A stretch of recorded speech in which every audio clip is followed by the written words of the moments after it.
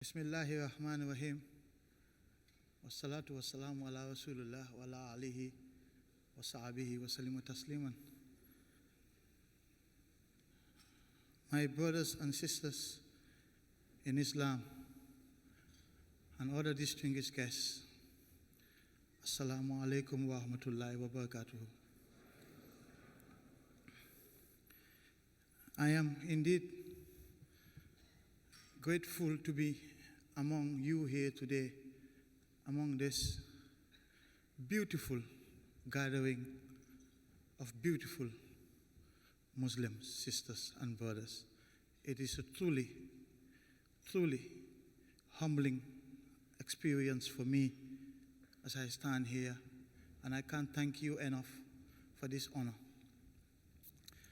I wish to recognize, before I say a little more, it's been a long day for all of us, and I would like to keep this short. But before I do that, I would like to recognize the tremendous effort of Imam Abdul Malik Mujahid of Burma Task Force for ensuring that I appear here today in person, and he has committed great effort to see this happen. And I have no regrets, Imam, for coming here today. Thank you very much.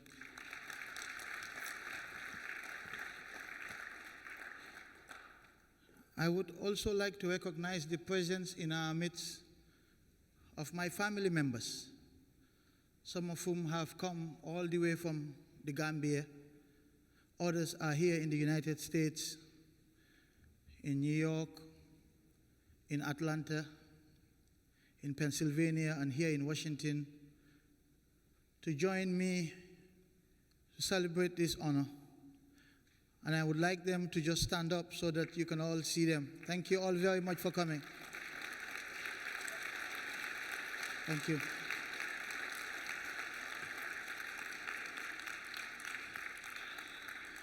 And indeed, I would like to thank all of you for making the time to be here with me and to honor me in such humbling way. I know the attention is on me, but those on whom this attention should truly be are the victims of the Rohingya genocide. They are the real heroes who we should always be thinking about, because this is about them. This is about their plight. This is about their suffering and their pain. We are sitting here. We have an opportunity to say these words and to have a very sumptuous meal. But even as we do that, some of these refugees are dying, or the Rohingya are dying in Myanmar. And so our hearts and our thoughts must always be with them, because this is about them.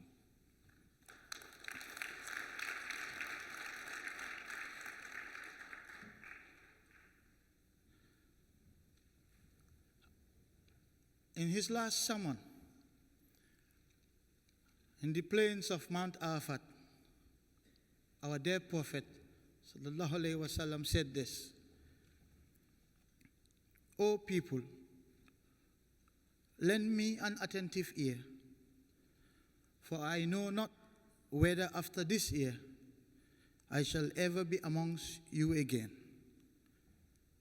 Therefore listen to what I am saying very carefully, and take these words to those who could not be present here today. O people, just as you regard this month, this day, this city as sacred, so regard the life and property of every Muslim as a sacred trust. Return the goods entrusted to you to their rightful owners. Hurt no one, so that no one may hurt you. Remember that you will indeed meet your Lord, and that he will indeed reckon your deeds. O people, listen to me in earnest. Worship Allah. Say your 5 daily prayers. Fast during the month of Ramadan and give your wealth in zakat. Perform Hajj if you can afford to. All mankind is from Adam and Eve. An Arab has no superiority over a non-Arab. No, a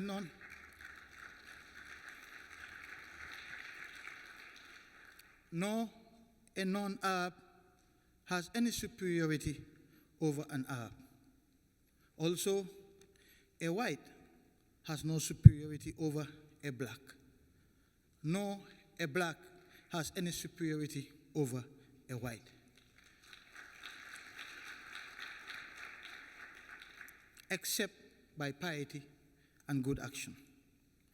Learn that every Muslim is a brother to every Muslim, and that the Muslims constitute one brotherhood.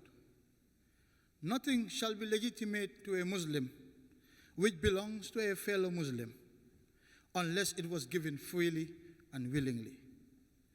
Do not therefore do injustice to yourselves. Remember, one day you will meet Allah and answer your deeds. So beware, do not stray from the path of righteousness after I am gone. O people, no prophet or apostle will come after me, and no new faith will be born. Reason well, therefore, O people, and understand my words which I convey to you. I leave behind me 2 things, the Quran and my Sunnah. And if you follow these, you will never go astray. All those who listen to me shall pass on my words to others, and those to others again. And may the last ones understand my words better than those who listen to me directly. Be my witness, O Allah, that I have conveyed your message to your people. These were the last words of the last sermon of our dear prophet. But what does it mean to constitute one brotherhood? How can we help our Muslim brothers and sisters who suffer persecution? Indeed, Allah has said in the Quran, in Surah Al-Anfal, and fight persecution and fight them until there is no more persecution. That is what Allah has said to us. Fight them until persecution is no more. But how should we fight persecution in today's world as an ummah? Is it through violence? Or is it through other means that Allah has bestowed on His ummah? Resources that Allah has availed us, such as our intellect.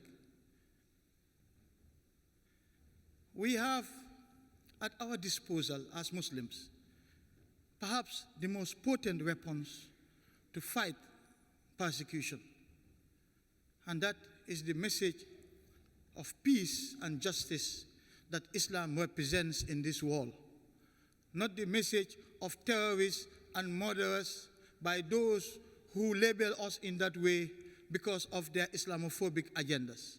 We must resist that.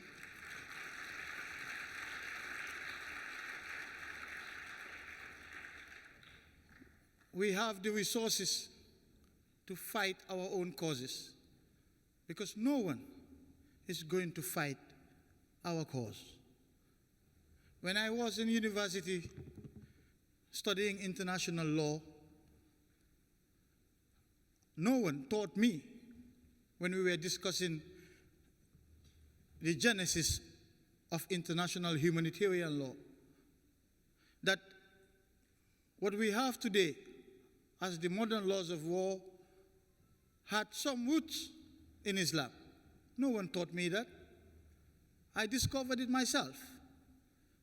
No one taught me that our dear prophet and his commanders had issued orders governing the laws of armed conflict.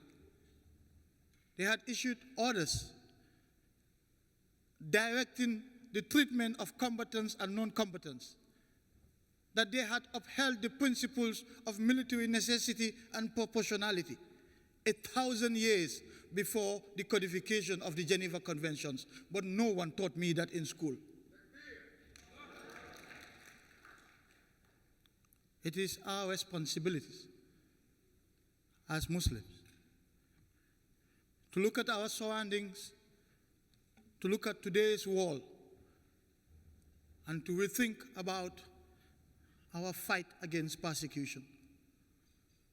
When I looked around that room in May 2018, when we came back from the refugee camps in Cox's Bazar in Bangladesh, I looked at the countries that were seated around the table, mashallah, the OIC member countries. And I thought about the populations in those countries. And I just imagined the resources, the expertise, the experience available in these countries, in these populations, all belonging to the Ummah. And I said, surely there must be something that we can do with these resources that Allah has endowed on us to make a difference in the lives of those less fortunate Muslims. When I visited the refugee camps in Bangladesh, and I had the opportunity to interact with some of the refugees there, as I sat there and listened to their stories, the women narrating how they were the subject of sexual violence, how they were ravaged in the presence of their husbands and children as they looked on helplessly, how their babies were snatched from their arms and thrown in fires, how they rounded up their young and physically fit men and summarily executed them. It dawned on me that this is far more serious than what the news channels around the world would show us on our television screens. They don't devote more than 2 or 3 minutes to these terrible atrocities that are ongoing in Myanmar. And so I came up with the resolution, the proposal to set up this OIC committee, which has led to the Gambia leading this case before the International Court of Justice.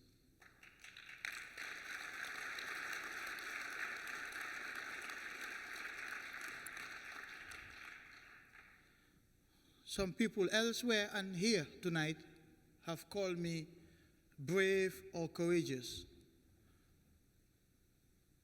Well, I have learned since my childhood days in primary school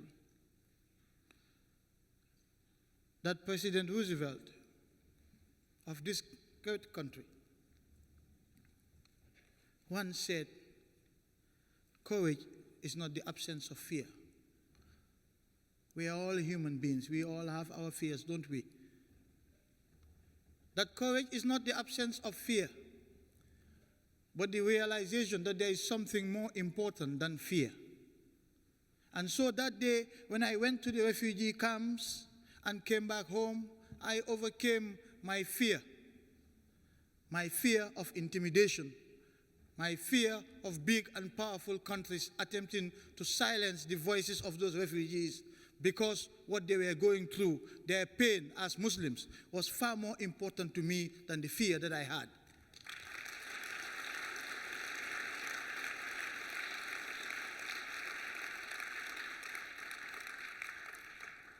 Those refugees are the courageous ones. those who spoke to me and my colleagues who visited them, because without their voices, we perhaps would never have found out their pain or the extent of their pain and their sorrow. And the reason why I was particularly determined to get their voices heard was because in my own country, in the Gambia, we are also emerging from over 2 decades of dictatorship, where mothers dreaded that midnight knock on their doors which took away their husbands and sons forever, where women were raped and sexual violence was used as a weapon to subjugate them, where school children, unarmed school children, who were protesting peacefully were gunned down in broad daylight with impunity. For 2 decades, we in the Gambia had lived through this terror.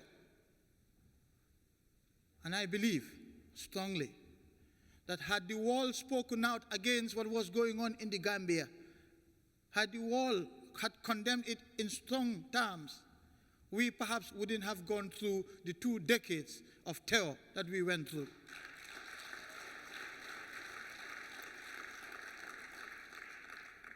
While the scale of the 2 scenarios are different, certainly what is going on in Burma is far more serious. But that is why it is of such importance to make sure that their voices, the victims of this genocide in Myanmar, is heard and heard in the loudest of forums.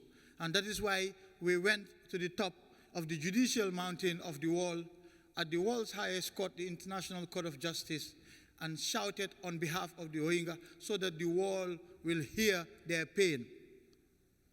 Because we know what it feels like to be helpless, to be hopeless, to suffer pain in silence simply because you don't have a voice loud enough to attract help from others. Because we went through it. And as far as I am concerned, and so long as the Gambia remains an open, free, and democratic society, we will continue to denounce oppression wherever it occurs, particularly in Muslim countries.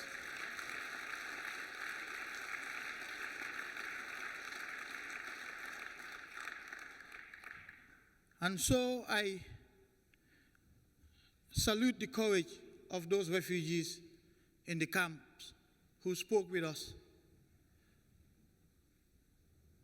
And their voices will continue to be heard because we will continue to speak for them. And tonight, for this award, this honor that has been bestowed upon me, I dedicate it to the memory of the victims of the genocide in Rakhine State in Myanmar.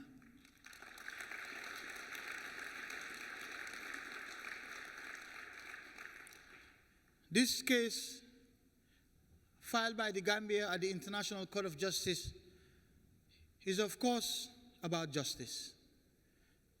It is of course about Islamic solidarity. But above all, it is about our collective humanity. This case is the Muslim Ummah fighting back in a way that the world accepts and understands. This case is us fighting back, telling the world that Islam is rising and we will adapt to the changing world around us, that we will use the resources available to us in every way possible to protect Muslims all over the world, and that this is a new generation of Muslims that are determined to succeed. Thank you all very much.